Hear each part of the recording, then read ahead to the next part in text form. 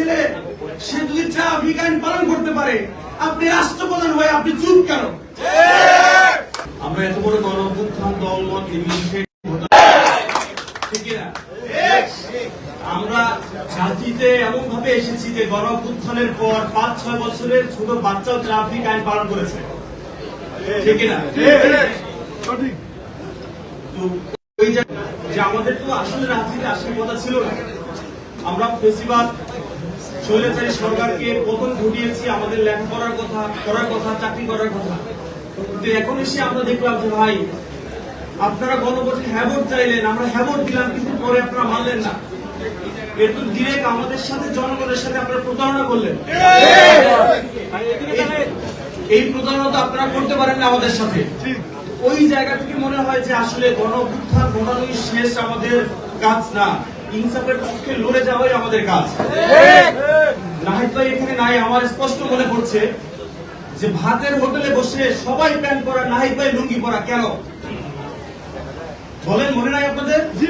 নাহিদ ভাই লুঙ্গি পরা ছিল, উপরে পেপারে দিয়ে পড়তে ছিল, মানে স্ক্রিপ্ট বানাইয়া পড়ানো হয়েছিল যে আন্দোলন আমরা মেনে নিয়েছি।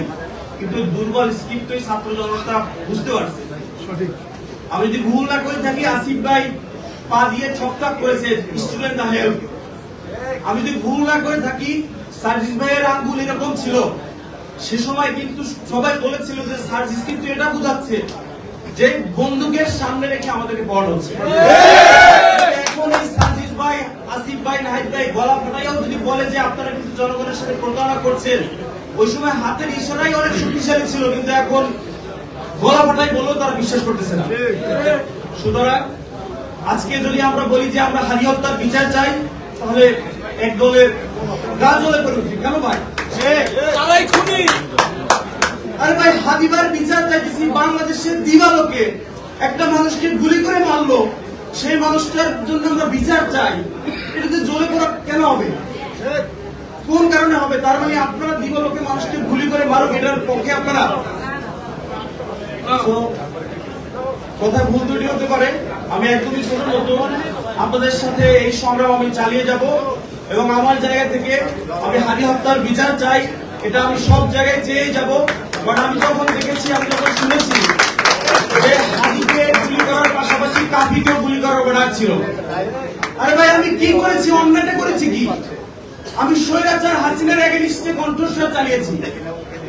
বরিশালের স্টুডেন্ট, বরিশাল বিশ্ববিদ্যালয়ের ছাত্র ভাইদের মনে থাকবে যে 12ই ফেব্রুয়ারি সন্ধ্যার পর চি চি হাসিনা লজ্জায় বাঁচিয়া স্লোগান দিয়েছি। তখন থেকে পালায় থাকতে হয়েছে বনের জঙ্গলে। আর ভাই স্বৈরাচারের এগেইনস্টে কথা বলেছি।